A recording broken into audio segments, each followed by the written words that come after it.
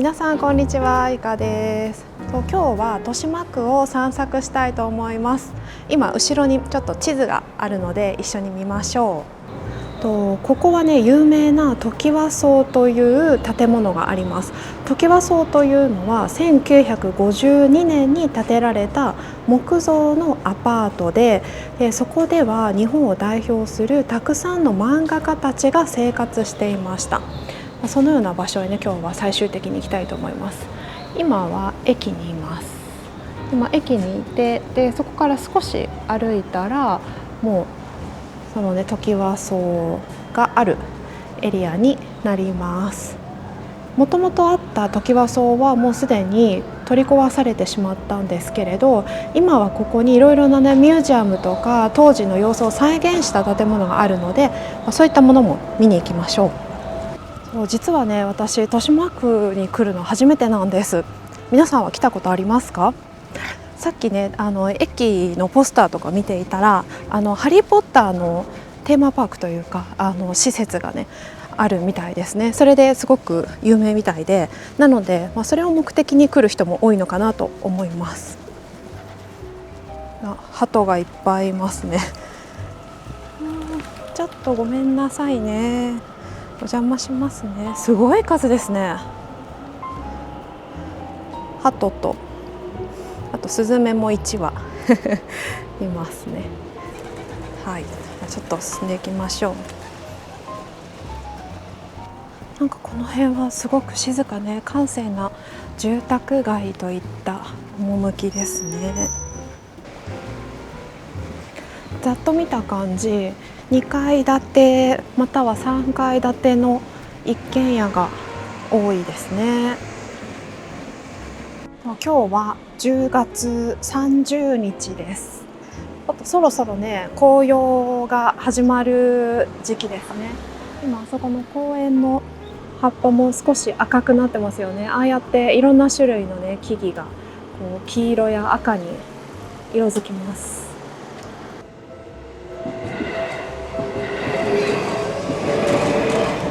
あれ、ハリー・ポッターの今のハリー・ポッターの電車ですね。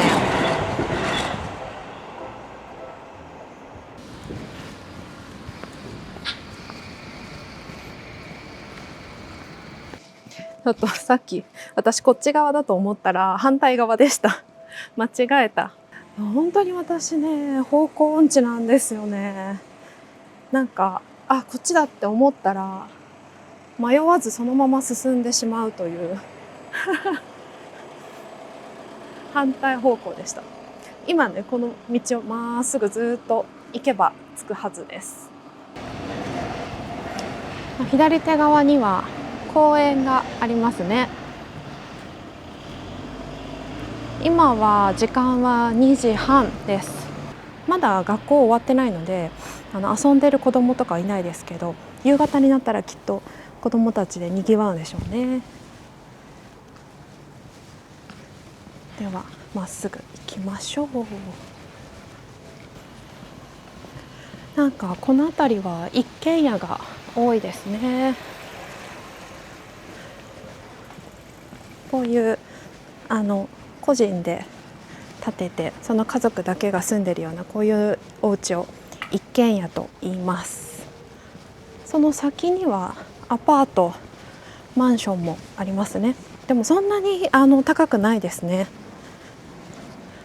3階建てとか5階建てぐらいかな。そしてとても静かです。漫画の聖地トキワ荘、合ってましたね。この方向ですね。ところで皆さんが生活しているエリアはどんな住宅が多いですか？東京は都会ですけど、駅によって本当に雰囲気が全然違いますよね。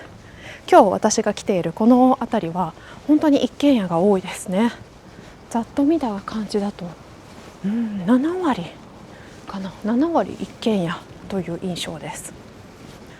でもまた違うエリアね、例えば商業エリアとかオフィスとか、デパートとかそういうのがたくさんあるような地域だったらそこの住宅は多分一軒家はそんなに多くなくて、ちょっと高層のね10階建て20階建てとかのマンションが多くなります。とこの先に少し大きい道路がありますね。多分これを右に行ったら着きますね。この通りですね。さて、もうここからトキワ荘通りですね。なんとなくちょっと昭和を思わせるような感じのお店がありますね。あとはここはトキワ荘通りお休みどころ。何でしょうか。ここに説明が書いてありますね。昭和元年の米津屋米店を改装してできたのがこのお休みどころ。じゃあ当時の漫画家たちはここでお米をもらってたんですね。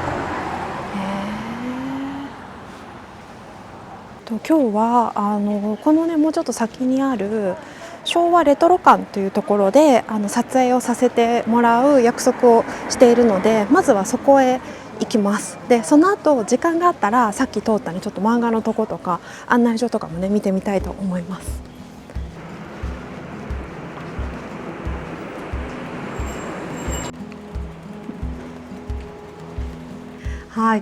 今私がいるこの空間、ここは6畳一間の畳のお部屋です。6畳一間というのは畳が1,2,3,4,5,6枚並べられているこういったお部屋ですね。昭和の、当時はこういう部屋がすごく多かったみたいで、特に結婚してじゃあ夫婦生活をさあ始めようっていう時にはこういうね6畳一間の部屋をね選ぶ人が多かったようです。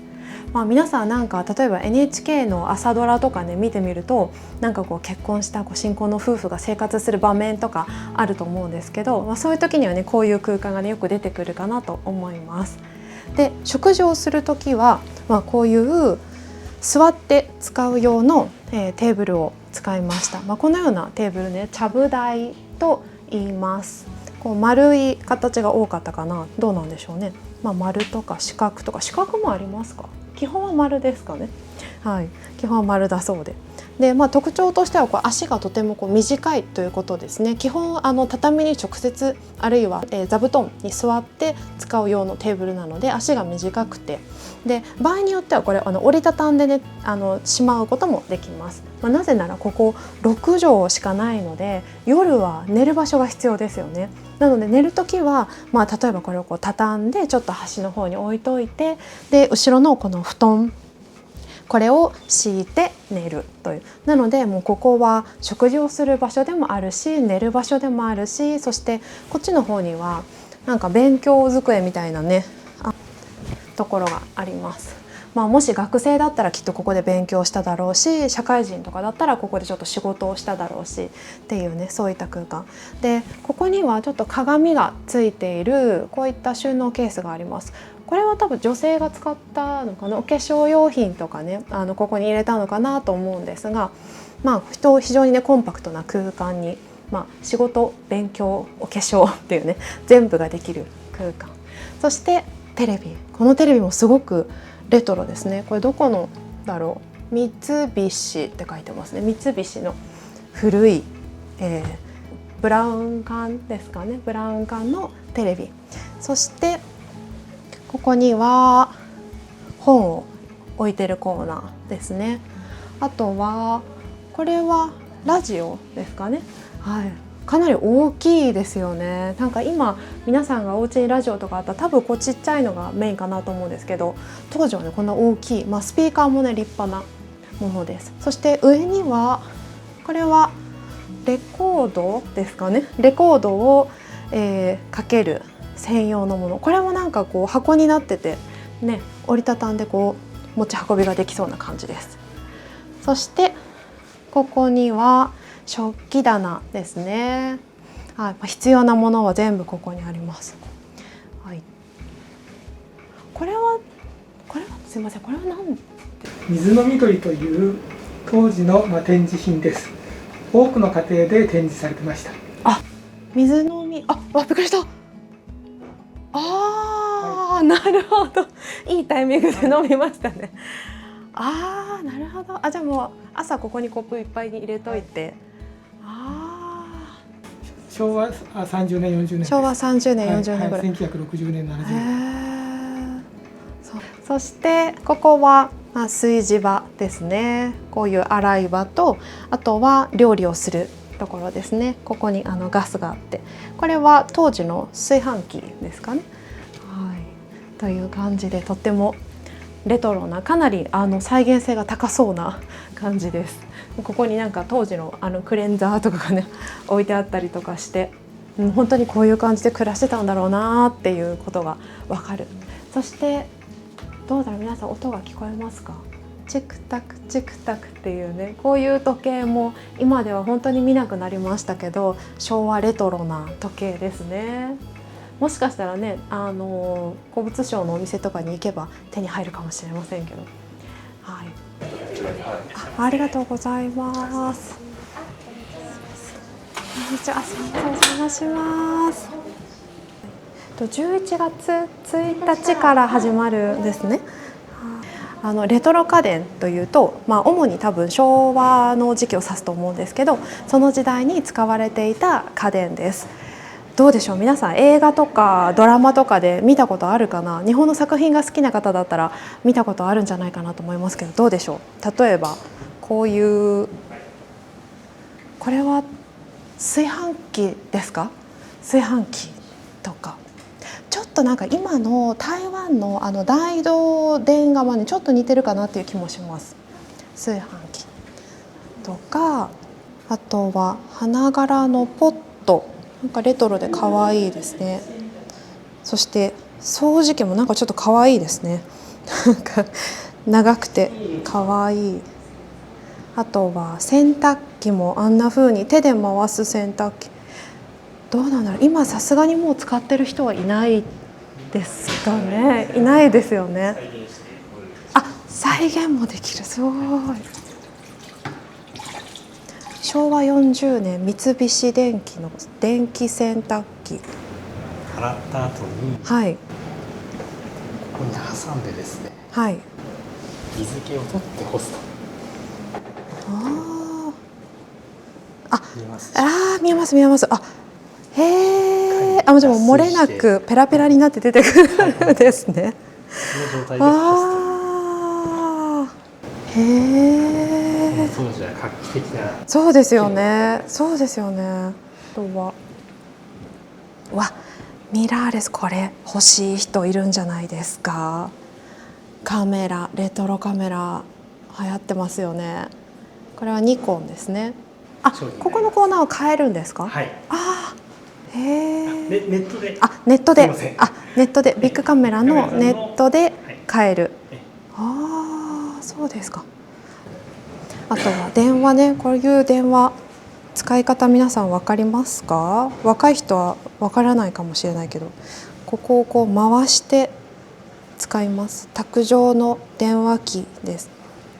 こういう受話器がありますね。私も曽祖母の家はこれを使ってましたね。どうもお忙しいところありがとうございました。11月1日からいつまでやってますか？2月の15日、来年までですね。わかりました。じゃあ皆さんぜひ見てみてください。ありがとうございます。すみません、お邪魔しました。ありがとうございます。こちらが漫画ピックというコーナーになってまして、無料で漫画が読み放題のケースになっております。そうなんですね。この本屋さんで漫画専門。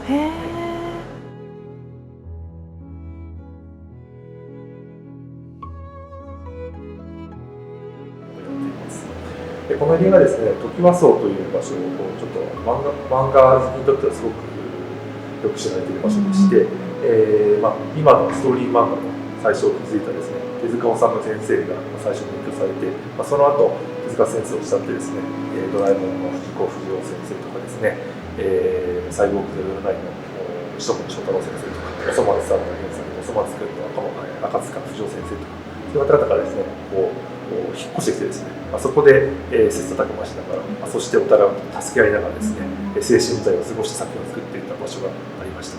その時はそうという場所はあくまでアパートだったので、もう取り壊されてしまっておりましてないんですけれども、それがあった場所という形で、豊島区とですね、地域の協議会の方がですね、いろいろ頑張りまして、2020年にですね、トキワ荘漫画ミュージアムというですね、トキワ荘のそのアパートを再現したミュージアムの方をこの通りにオープンいたしました。トキワ荘があった、トキワ荘という建物があった時代が、1952年から1982年になって、この期間がですね、ある意味ですね、日本のこの漫画のストーリー漫画の黎明期から成長期、一番これ盛り上がっている最初のタイミングの時期だったんです。そうなんですね。なので、そこの時代のに発表される作品を100作品を選んでいって、このエリアから発信していこうと。やっぱり2000年以降の作品は結構大体翻訳されていたりとかなんですけど、昔の作品なかなか翻訳もされてないものが多かったりもするので、今回をきっかけにちょっとまた注目されて、翻訳もされていくといいなと思っております。こういう形で。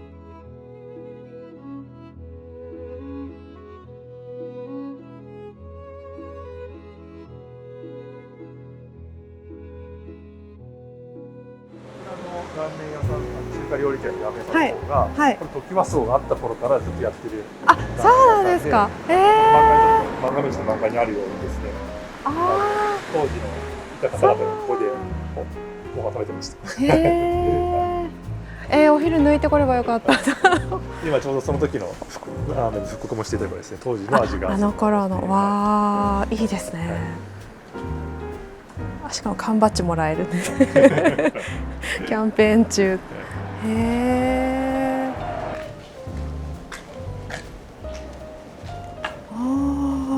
トキワ荘跡地。誰がどこに住んでたか書いてるんですね。公園になってまして、この公園の中にですね、トキワ荘ミュージアムが再現されて。そうなんですね。じゃあこれも2020年にできたんですね。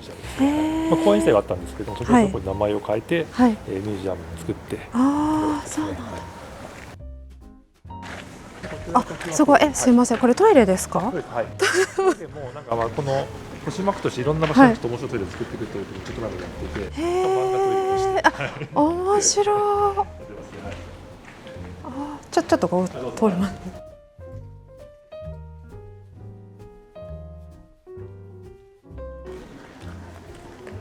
漫画さんが編集者と連絡を取るのは電話だった公衆電話だったので、それをここに再現して。当時の公衆電話ってこういう感じでがっつり囲われてたんですね。なんかすごいレトロでいい感じの街ですね。皆さんももし機会があったらぜひ来てみてください。池袋の駅から1駅ですごく近いです。では今日の動画はここまでで終わります。また次の回でお会いしましょう。バイバイ。いろんなものがここに揃って置かれているというような空間です。ちなみに今みたいな感じですね。漫画とアートの中間的な。